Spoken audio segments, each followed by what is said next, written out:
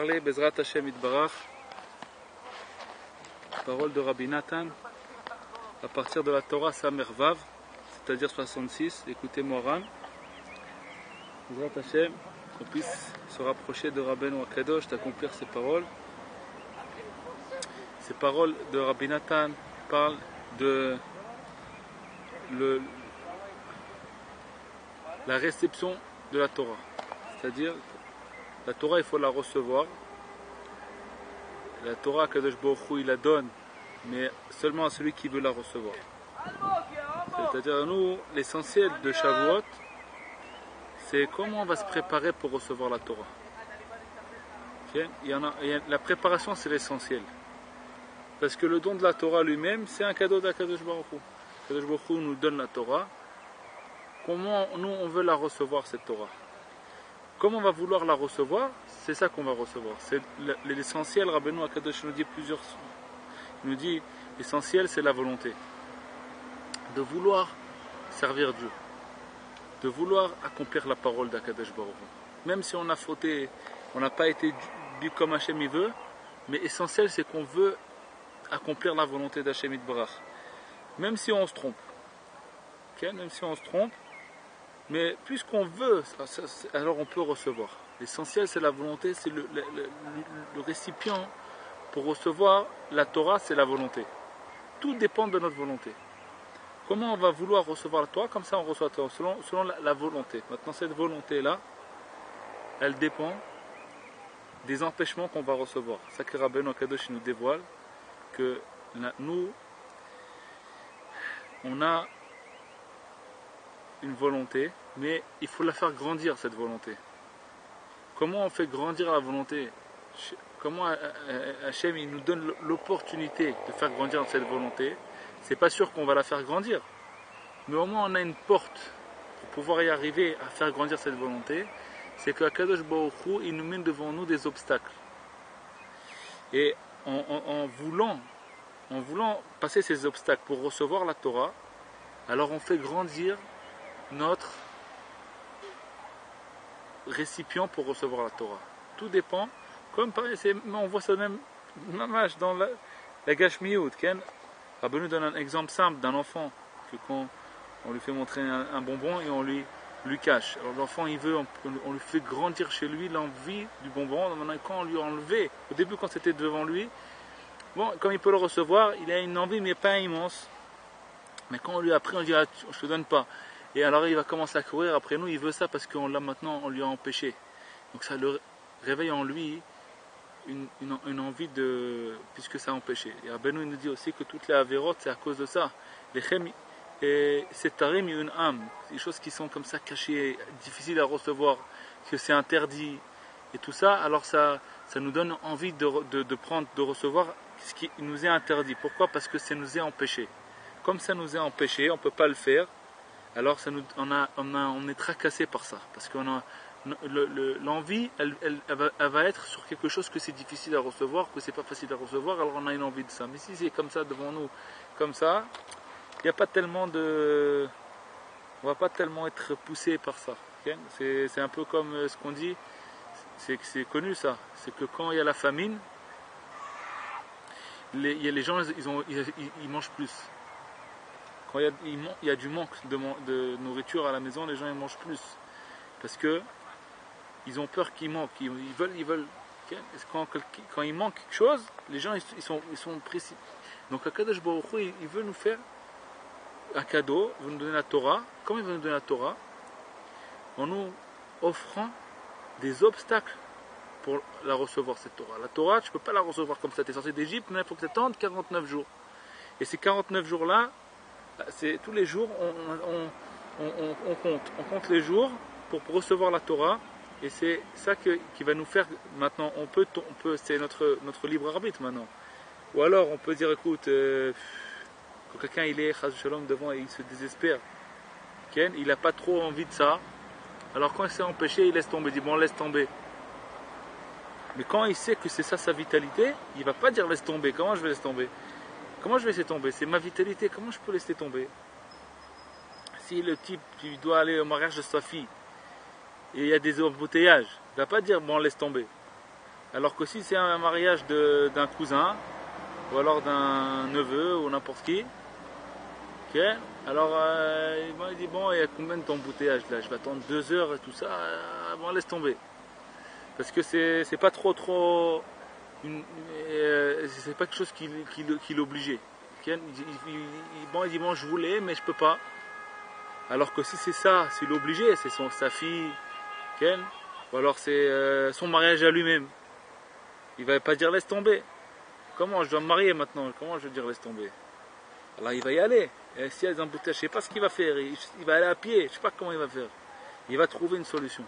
Il va être angoissé. Je crois qu'il va réussir à arriver là-bas. Même s'il va arriver en retard, mais il va y arriver à la fin. C'est possible des fois qu'on peut pas. Mais Rabbeinu, il nous dit que c'est pas nous la réussite qu'Hachem nous demande, c'est la volonté. Ça veut dire que c'est pas d'y arriver à un mariage le plus important pour Dieu, c'est d'arriver à cette même à vouloir tellement à vouloir ça, d'être comme une obsession de ça. Je veux ça, c'est ça que je veux, c'est ma vitalité.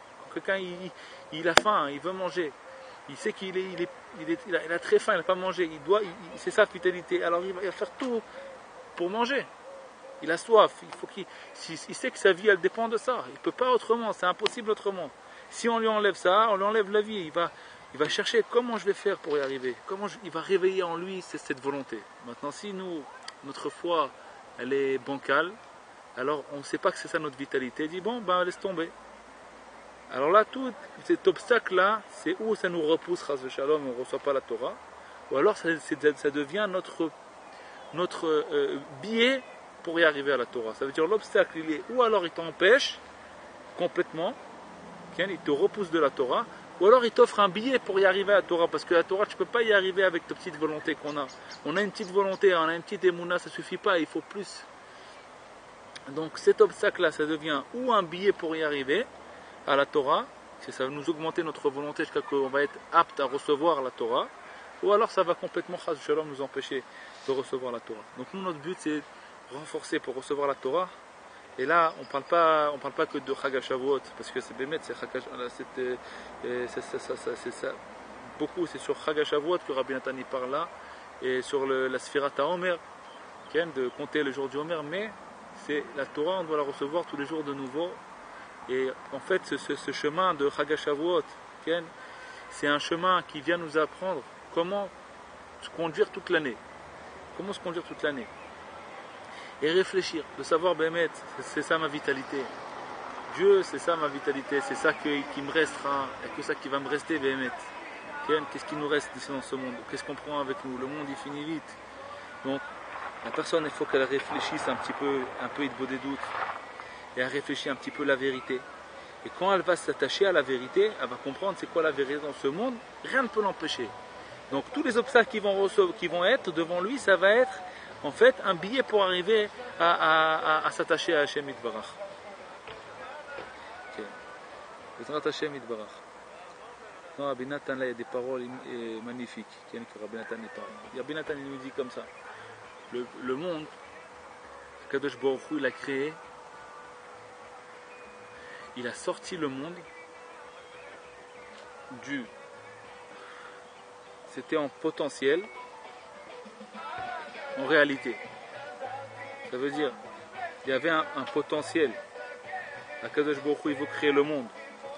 Et après, il a sorti ce monde-là du potentiel, en réalité. Je ne sais pas comment on dit ça. Le monde, il est là, il est créé.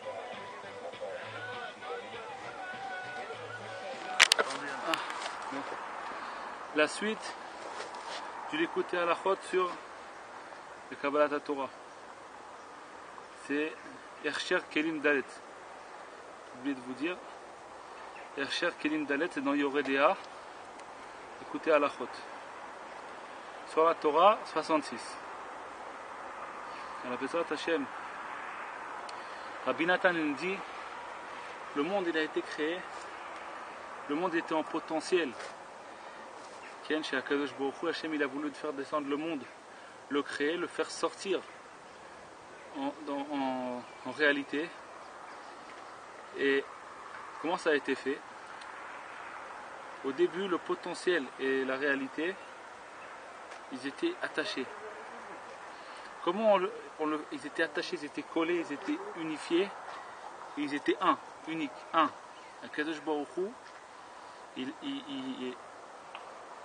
a fait sortir le monde en réalité par la parole, comme c'est marqué dans le livre de Tehillim, ou Beruach Piv Kol Tsevaam, Akadosh Baruch Hu, avec sa parole, il a créé le monde. Il a dit Vei Or, il a dit que la lumière soit, et puis la lumière elle est venue. Akadosh Baruch Hu, il a sorti le monde grâce à la parole. Et maintenant, Keilou c'est deux, mais c'est pas deux, c'est toujours un, c'est le Aleph. Aleph. Pourquoi Aleph? Aleph, quand on écrit Aleph en hébreu, il y a la lettre Aleph, elle est composée de 3 lettres.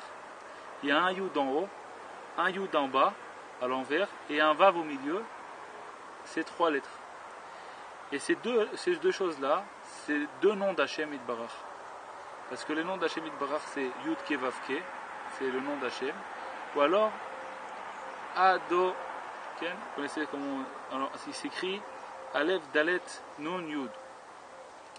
Ces deux mots-là, quand on les met ensemble, on commence par le Yud de Yud Ke Vav Ke et on finit par le Yud de Ado.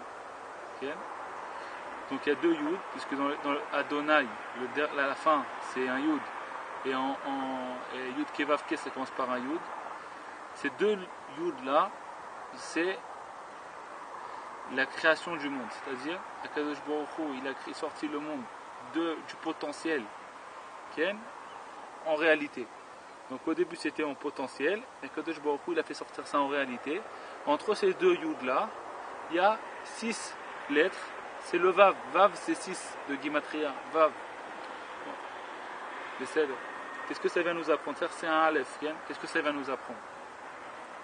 Ça veut dire comme ça, que quand le monde il a été créé, Akadosh Baruch Hu l'a créé pour que la création du monde, elle soit attachée avec Dieu, que Dieu c'est la vitalité du monde, c'est lui le créateur et c'est lui qui fait vivre le monde.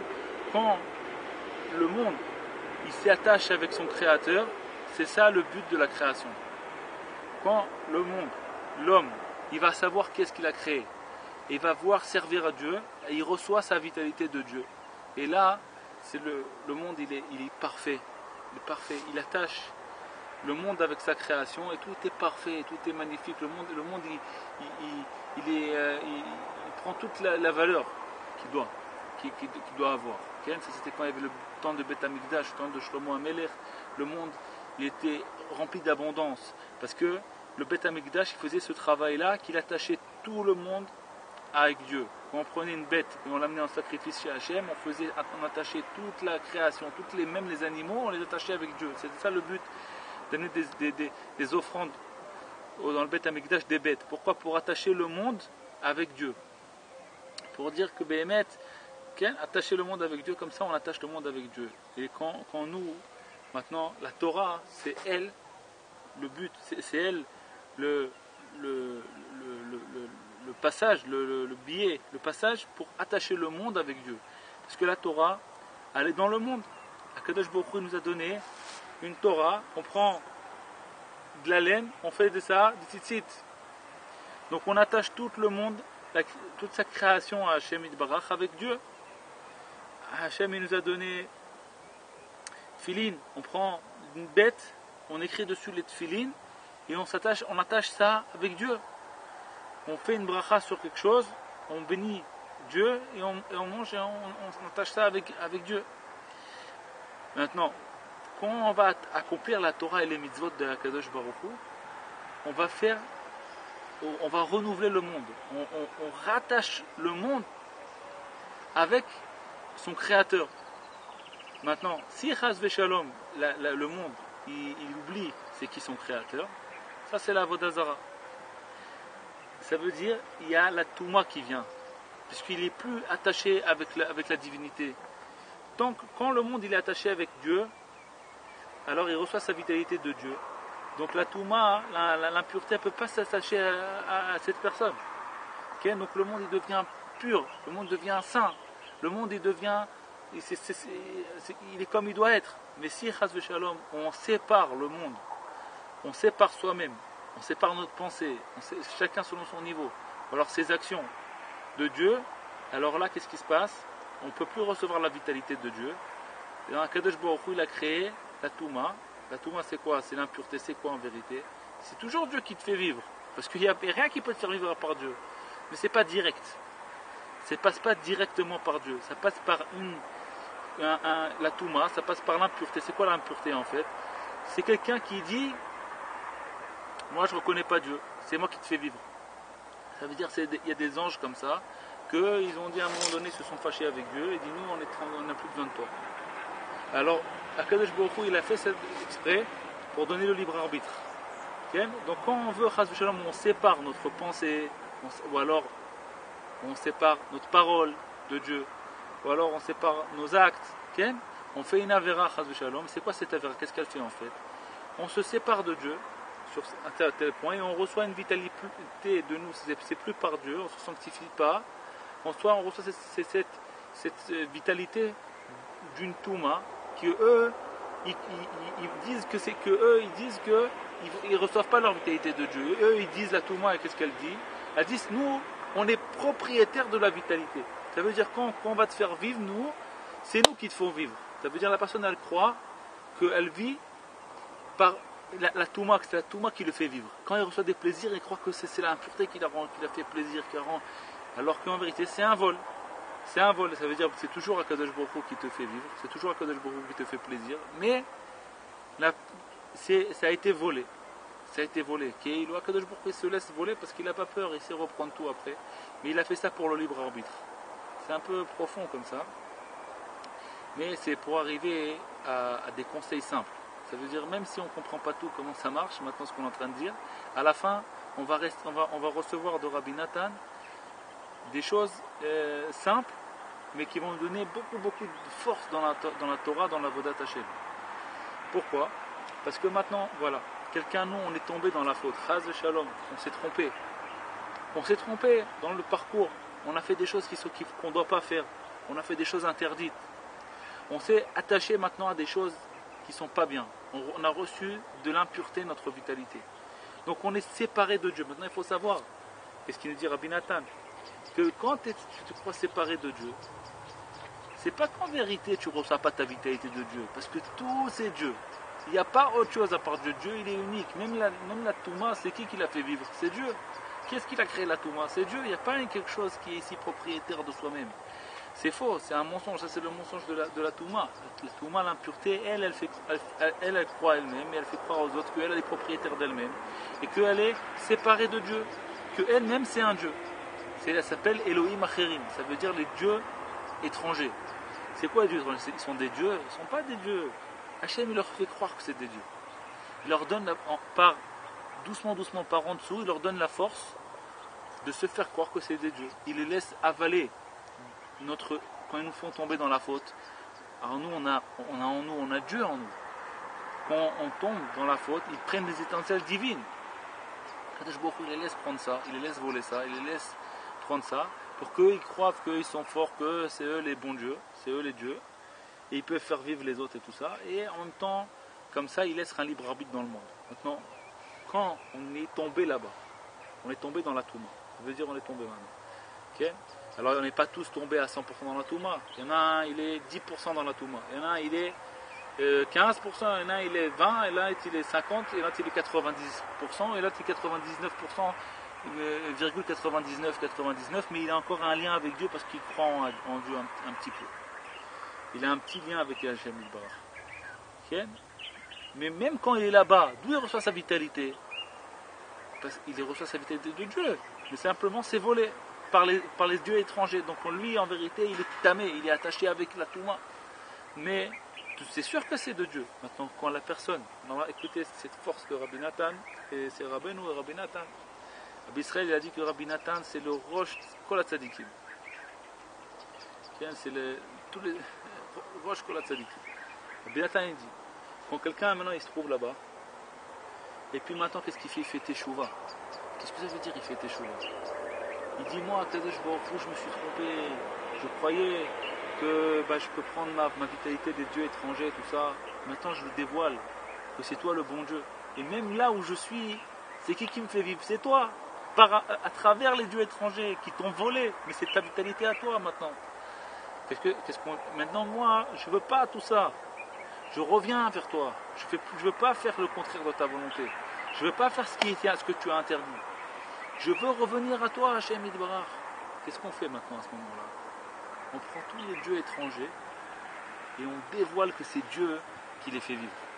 Parce que maintenant, on attache tout ça, tous ces dieux étrangers qu'on était chez eux maintenant, on attache tout ça avec Hachem Yitbarach. Parce qu'on fait Teshuvah maintenant. On a pris de la vitalité de là-bas, qui est Elou. On n'a pas le droit de rentrer là-bas. C'est interdit. Celui qui dit je vais fauter, après je veux revenir faire Teshuvah, même s'il croit qu'il fait une grande... C'est interdit complètement. On n'a pas le droit de donner une claque à Dieu pour après... on n'a pas le droit de faire ça.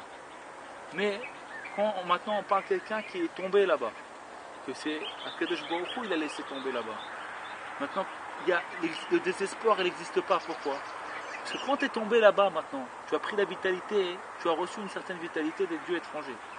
Et que maintenant tu reconnais Dieu. Et tu dis, moi je me suis trompé de ce que j'ai fait. Je regrette ce que j'ai fait. Et je veux ramener la gloire à Dieu. Je veux ramener la royauté à Dieu maintenant. Je m'annule devant Hachem Yitbarach. Qu'est-ce qu'on fait? On attache tout ça, tout ce qu'on a reçu d'une vitalité des dieux étrangers, qui est Ilou. En fait, c'est que de Dieu. Mais on rattache tout ça avec Hachem, avec Dieu. C'est-à-dire, on dévoile Dieu dans les endroits les plus bas. Dans les endroits que c'était des voleurs. C'est des endroits où donc un Baal Teshuvah, il nous dit Rabbi Nathan, il est dans un endroit que même les tzadikim ne peuvent pas y être là-bas. Ils ne peuvent pas y arriver parce qu'ils ne pourront pas faire ce travail. Impossible. Personne ne demandait de quelqu'un de tomber. Il ne faut pas comprendre des choses à l'envers. Parce que c'est un grand interdit de tomber. Parce que qui te dit que tu vas vouloir après les dieux étrangers ne te laissent pas sortir. Après, quand un Baal Teshuvah va faire Teshuvah, il va avoir des centaines et des milliers de centaines de difficultés et d'épreuves. Parce que la Yetzer Hara, il ne le laisse pas sortir de chez lui. Et après, il lui ramène les pensées, il se bagarre avec lui, il lui fait des souffrances. Parce qu'il ne veut pas que le Baal Teshuvah, il va venir faire Teshuvah, il va lui faire des souffrances, des obstacles. Il va pas le laisser. Quoi, tu étais chez nous, tu as mangé chez nous, maintenant tu veux partir comme ça, tu nous voles tout. Il va venir, le Yetzer Hara, il ne le laisse pas. Il ne faut pas croire que c'est facile, ce travail-là. Mais celui qui veut faire Teshuvah, il rattache tout avec Hachem Yitbarach et il regrette vraiment sa faute, il regrette la faute qu'il a fait, même un petit peu, et bien alors il demande à Hachem de regretter plus. Il s'attache avec Hachem Yitbarach en faisant une des doutes, en parlant avec Dieu simplement, des choses simples, de dire voilà Hachem Yitbarach, c'est toi le roi, c'est toi qui me fais vivre, c'est toi qui fais vivre tous les mondes, c'est toi qui fais vivre tous les dieux, ça n'existe pas un autre Dieu à part toi, c'est tous des voleurs, c'est toi le roi. Et bien il ramène tout avec Hachem Yitbarach. Ça, déjà, on a appris un grand truc là de Rabbi Nathan. Maintenant, il nous dit, Rabbi Nathan, attention, de faire ce travail-là, pas tout seul. On est obligé du tzaddik. Et pas seulement le tzaddik, ses élèves. Parce que le tzaddik, comment il reste dans le monde? Il nous dit Rabbi Nathan. Il y a Pishnaim. Ça veut dire quoi Pishnaim? Ça veut dire que le tzaddik, quand il part de ce monde, il laisse dans ce monde ses élèves. Et à travers ses élèves qu'il laisse dans ce monde, il y a encore là le tzaddik dans le monde là ici pour avoir un lien avec ce monde, pour ne pas se séparer de ce monde, parce que s'il se sépare de ce monde, il ne peut plus réparer le monde. Donc il a laissé ici son tombeau, et à part ça il a laissé ses livres pour qu'on ait un lien avec son rouach au tzaddik, avec son rouach. Il a laissé ses conseils, il a laissé ses élèves en allant sur le tombeau du tzaddik, en accomplissant les conseils du tzaddik, en lisant les livres du tzaddik. Il s'attache à la force du tzaddik, et puis ils donnent une force. Donc, celui qui veut s'attache à ces gens-là, s'attache à ces livres du tzaddik, au tombeau du tzaddik, de Rabbeinu Akadosh. On parle de Rabbeinu Akadosh, Rabbi Nachman, que lui, il a dit qu'il est venu dans ce monde simplement, rien que pour rapprocher les âmes du peuple juif à Akadosh Baruch Hu. C'est pour ça que le tzaddik il est venu dans ce monde. Rabbeinu Akadosh, c'est rien que pour ça. Il n'avait rien à faire dans ce monde à part ça. C'est ça son travail. Donc en s'attachant avec lui, le tzaddik maintenant il va nous donner une force pour pouvoir sortir de la Touma et se rattacher avec Dieu. Parce que la Touma ne nous laissera pas sortir. Et si on veut sortir avec la force qu'on avait avant qu'on soit tombé là-bas, on ne peut pas. C'est impossible. Parce que si au début, quand on avait une certaine force, on n'a pas réussi à se renforcer contre le Yetzirara et on est tombé dans les mains du Yetzirara, maintenant qu'on est dans ses mains, comment on va sortir? Ça veut dire, au début, on était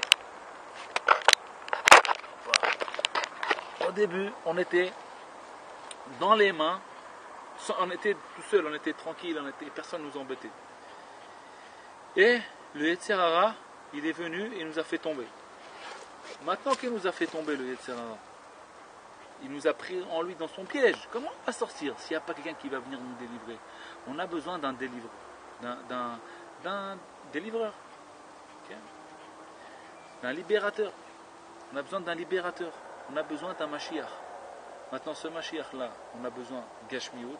Le Bezrat Hashem, on attend que le Mashiach il va venir et dans ce monde délivrer le peuple d'Israël et faire construire le Beth Amikdash. Mais on a besoin aussi d'un libérateur spirituel. Ça veut dire qu'il va nous donner une force maintenant, c'est les tzadikim. Okay? Dans chaque génération, des tzadikim de chaque génération, le tzadik à Emet, il va te donner une force, à part les conseils qu'il va te donner, il t'ouvre les yeux, tout ça, mais il va te donner aussi une force. Il va te tendre la main, il va te sortir des griffes du Yetzirara. Attendez, il y a beaucoup de miniotes aujourd'hui. C'est pour qu'on puisse recevoir la Torah. Voilà. C'est mieux comme ça.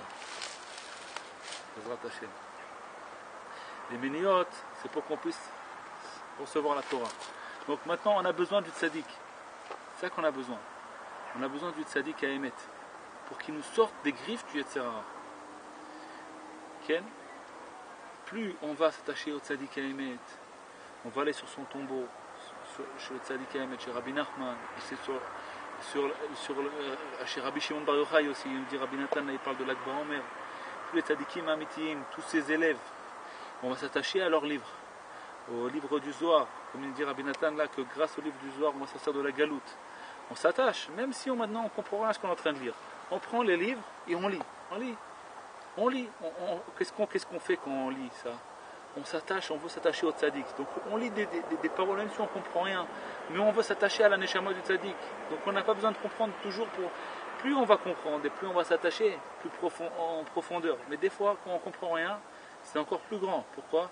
Parce que quand on comprend, on retient un petit truc du tzaddik. On croit que c'est ça le tzaddik. On le rend petit. Mais des fois, quand on ne comprend rien, on sait qu'on ne comprend rien de toute façon. Donc on s'attache encore plus. Parce qu'on a une foi dans ce qu'on a. On a une foi, des fois notre cerveau il nous empêche la foi. Il nous réduit notre foi. Parce qu'on croit que c'est ça le tzaddik. On l'a rendu dans un petit carré. Voilà, c'est ça. Non, tu sors là, ça y est, t'es plus dans le tzaddik. T'es plus avec chez Rabbi Nachman. C'est fini. T'es plus chez Rabbi Shimon. Mais quand on ne comprend rien du tout, donc le tzaddik, des fois, il est encore plus grand, il est plus immense, parce que notre cerveau, il l'empêche pas. Okay? Des fois, moi, je sais pas, ce que je vous ai dit là, c'est entre parenthèses, c'est pas marqué. C'est pour nous renforcer que même si on ne comprend pas ce qu'on est en train de dire, il faut savoir que des fois, c'est plus grand. Il y avait un... Sur ça, on va finir parce qu'il n'y a plus de lumière. Alors, il y avait comment on appelle ça? Un des élèves. Non, même pas un élève, un homme simple. Il priait, et puis si je me rappelle de l'histoire comme il faut, je crois que c'était le Baal Shem Tov qu'il a vu que cette prière à lui elle était immense. Je ne sais plus exactement qui, quoi. Mais le sens de l'histoire, c'est une histoire vraie.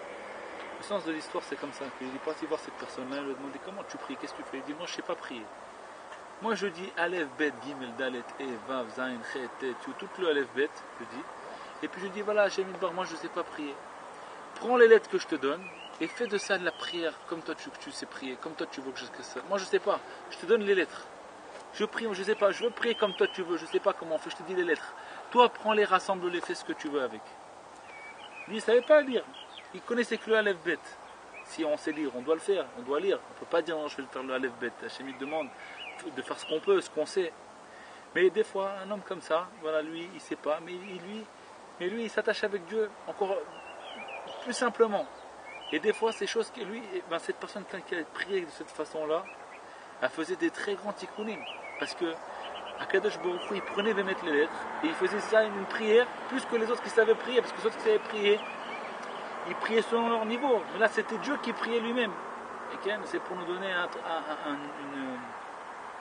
un renforcement que quand même on ne comprend pas ce qu'on est en train de dire. Du fait qu'on lit les livres de Rabbeinu Akadosh, on lit le Zohar Akadosh, on lit quelques paragraphes, quelques morceaux, on s'attache en disant les mots, on est en train de s'attacher avec le souffle de Rabbi Nachman, le souffle de Rabbi Shimon Bar Yochai, le souffle de Rabbi Nathan, le souffle de David Amelech en disant des Tehillim. On reçoit sur nous une force, une lumière, une force qui va nous donner une force de sortir de tous les endroits les plus bas.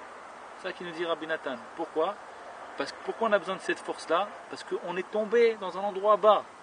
Maintenant, comment on va monter à un endroit plus haut ?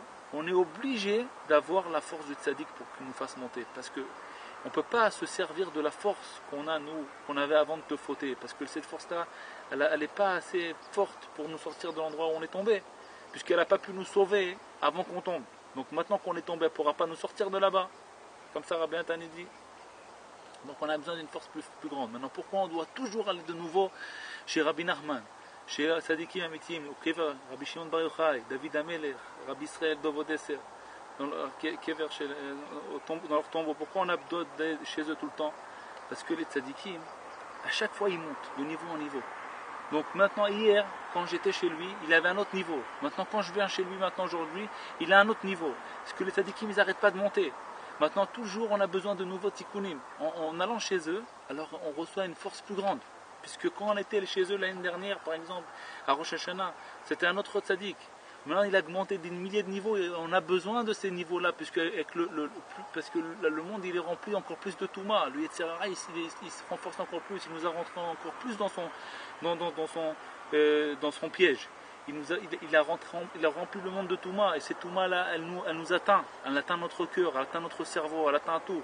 Donc on a besoin maintenant du Rabbi Nachman d'aujourd'hui. On ne peut pas se suffire de ce que était l'année dernière. Maintenant, parce que le Yetzirah, il combat. On est dans une guerre avec le Yetzirah. Le Yetzirah, il combat. Donc si le Yetzirah, il combat, on a besoin des nouvelles armes du tzaddik, des nouvelles guérisons du tzaddik. Parce que le Yetzirah, lui, il a plein de sortes de choses qui jettent dans le monde comme ça, il nous rend malades, chas v'shalom. Et on a besoin de nouveau d'aller chez Rabbi Nachman, parce que maintenant Rabbi Nachman, il a dévoilé des nouveaux guérisons aujourd'hui. Ce n'est pas les mêmes que celles de l'année dernière. Il faut toutes les années de nouveau aller. Et à chaque fois qu'on a une opportunité d'aller se renforcer, d'ouvrir les livres de Rabbi Nachman, on s'attache de nouveau. On a besoin de renouveler ça à chaque fois. Et grâce à ça, on va sortir de la Touma et on va attacher toute la Touma où on était maintenant avec Dieu. On est en train de faire un tikkun immense. C'est pour ça que Rabbi Nachman n'a pas peur de laisser des fois il nous laisse tomber dans des endroits comme ça et comme ça. Parce que, mais l'essentiel, c'est quoi ? C'est que la personne, elle ne se désespère pas. Elle n'abandonne pas la volonté. Elle recommence de nouveau. Elle s'attache de nouveau à Rabbi Nachman. De nouveau, elle s'attache au tzadikim amitim.